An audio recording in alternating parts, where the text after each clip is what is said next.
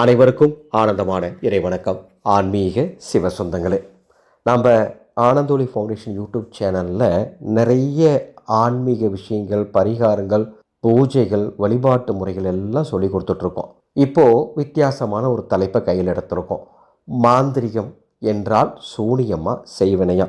இந்த தலைப்பை கையில் எடுக்க காரணம், நேற்று எனது வாட்ஸ்அப்பில் நமது சகோதரிகள் வாட்ஸ்அப்பில் நிறைய சந்தேகம் கேட்பாங்க. நான் ஓய்வாக இருக்கும்போது நிச்சயம் பதில் தருவேன். அப்படி நேற்று ஒரு சகோதரி நீண்ட ஒரு விளக்கம் கேட்டிருந்தாங்க. அப்போ தான் புரிஞ்சது மாந்திரிகத்தை பற்றி பலருடைய கண்ணோட்டம் வேறு மாதிரி இருக்குது அப்படின்னு. நான் இந்த சேனல் ஆரம்பிக்க புதுசில் நிறைய விஷயங்கள் மாந்திரிகத்தை பற்றி பேசணும். ஆனால் நாளடைவில் வழிபாடுகள், பூஜைகள் பற்றி மக்கள் கேட்க அதில் என்னுடைய கவனத்தை செலுத்தி நான் இதை பற்றி நிறைய பேசலை. இனிமேல் இதை பற்றி நிறைய பேசலான் இருக்கேன். ஏன்னா மாந்திரிகங்கிறது வெறுத்து ஒதுக்கக்கூடிய விஷயம் அல்ல. அதை பற்றி நான் பேச போக உங்களுக்கே புரியும். தினமும் நம்ம சேனலில் அதை பற்றி பேசலான்னு நான் ஒன்று முடிவு பண்ணியிருக்கேன். நேரம் கிடைக்கும் பொழுது மாலை நேரத்தில் நான் பதிவு கொடுக்குறேன். இதற்காக தனியாக ஒரு பிளேலிஸ்ட்டு உருவாக்கியிருக்கேன், மாந்திரிக ரகசியங்கள் அப்படின்னு. அந்த பிளேலிஸ்ட்டில் அந்த பதிவுகள் இருக்கும், நீங்கள் பார்த்துக்கலாம். சரி, இன்றைக்கி நம்ம பார்க்க போகிறது மாந்திரிகம்னா செய்வினையா அல்லது சூனியமா? மாந்திரிகம் என்ற வார்த்தையை கேட்ட உடனே 99% பேருக்கு நினைவுக்கு வர்றது சூனியம், ஏவல், பில்லி சூனியம், வசியம் அல்லது யாருக்காவது தீங்கு செய்வது, இந்த மாதிரி கெட்ட விஷயம்தான் உடனே நினைவுக்கு வரும். அதுக்கு காரணம் மாந்திரிக கலை அல்ல, அந்த மாந்திரிக கலையை வைத்து சிலர் செய்த வேலை. அதனால தான் மாந்திரிகம்னாவே இது மட்டும்தான் மாந்திரிகம் அப்படின்னு சொல்கிறாங்க. அப்படி அல்ல. நம்முடைய முன்னோர்கள் மிகப்பெரிய ஆன்மீக மரபை நமக்கு சொல்லி கொடுத்துருக்காங்க. அதில் இந்த மாந்திரிகமும் ஒன்று. காலப்போக்கில் இந்த மாந்திரிகத்தை ஒரு சில விஷயங்களோடு மட்டும் இணைத்து நாம் பார்க்க ஆரம்பித்து விட்டோம். மாந்திரிகம் என்ற புனிதமான மரபை பற்றி நாம் இன்னும் தெளிவாக மக்களிடம் பேச வேண்டும் என்பதற்காகத்தான் நான் இந்த தொடரை தொடங்கியிருக்கேன். மாந்திரிகம் புனிதமான ஒரு கலை.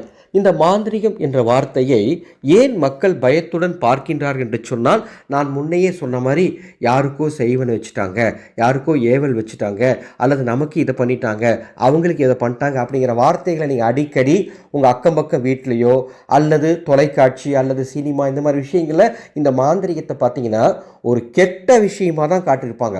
எந்த ஒரு சினிமாலேயோ எந்த ஒரு தொலைக்காட்சி தொடர்லையோ மாந்திரிகத்தில் இருக்கக்கூடிய நல்ல விஷயங்களை காட்டவே மாட்டாங்க, கெட்டதை மட்டும்தான் காட்டுவாங்க. குறிப்பாக இந்த பயமுடுத்தும் படம், பேய் படம்னு சொல்கிறாங்களே, அந்த மாதிரி படங்களெல்லாம் இந்த மாந்திரிகத்தை கெட்டதுக்கு தான் அப்படிங்கிற மாதிரி காட்டுவாங்க. பெரும்பாலும் ஒரு சிலர் மட்டும்தான் அதை வச்சு குணப்படுத்துறதை அதை எடுத்து காட்டுவாங்க.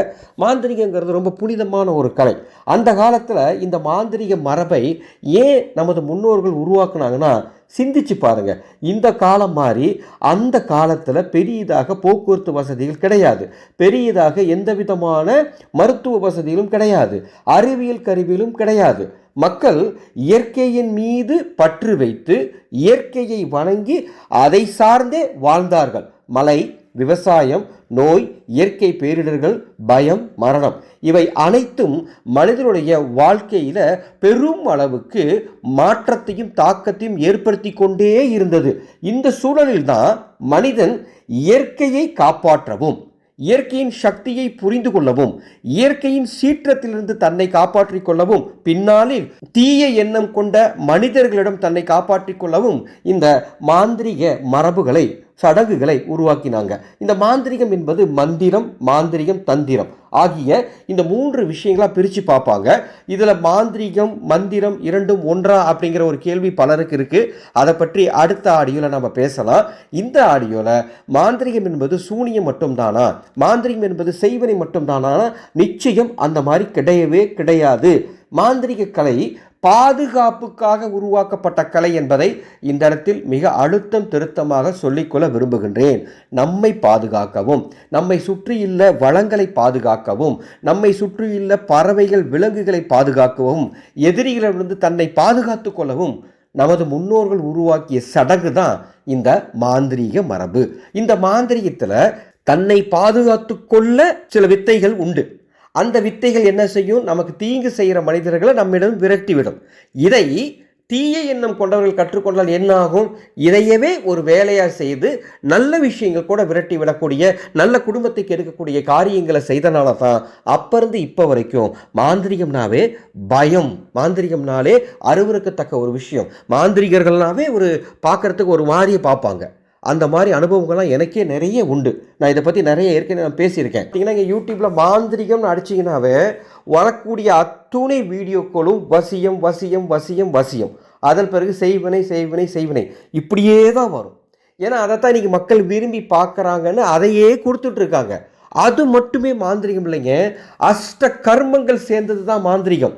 வசியம், மோகனம், ஸ்தம்பனம், பேதனம், வித்வேஷனம், உச்சாடனம், ஆகிருஷ்ணம், மாரணம் அப்படிங்கிற இந்த அஷ்ட கர்மங்கள் தான் டோட்டல் மாந்திரிகமே. இதில் 1-2 தீய விஷயங்கள் மாதிரி வெளியே தெரியும். ஆனால் இதில் மறைந்து இருக்கக்கூடிய நிறைய ஆக்கப்பூர்வமான விஷயங்கள் இருக்குது, நிறைய வித்தைகள் இருக்குது. அதெல்லாம் உங்களுக்கு நான் சொல்லித்தர போகிறேன் இந்த ஆனந்தொலி ஃபவுண்டேஷன் யூடியூப் சேனல் மூலமாக. எனவே இந்த ஆடியோ கேட்டுட்ருக்கு நீங்கள் இது வரைக்கும் இந்த சேனலை நீங்கள் சப்ஸ்கிரைப் பண்ணிக்கோங்க. நிறைய உண்மைகளை வெளிப்படையாக பேச போகிறேன். அடுத்த ஆடியோவில் மாந்திரிகமும் மந்திரமும் ஒன்றா அல்லது வெவ்வேறா அப்படிங்கிற தலைப்பில் சில கருத்துக்களை சொல்ல போகிறேன். மாந்திரிகம் புனிதமான ஒரு கலை என்பதை இறுதியாக சொல்லிக் கொள்கின்றேன்.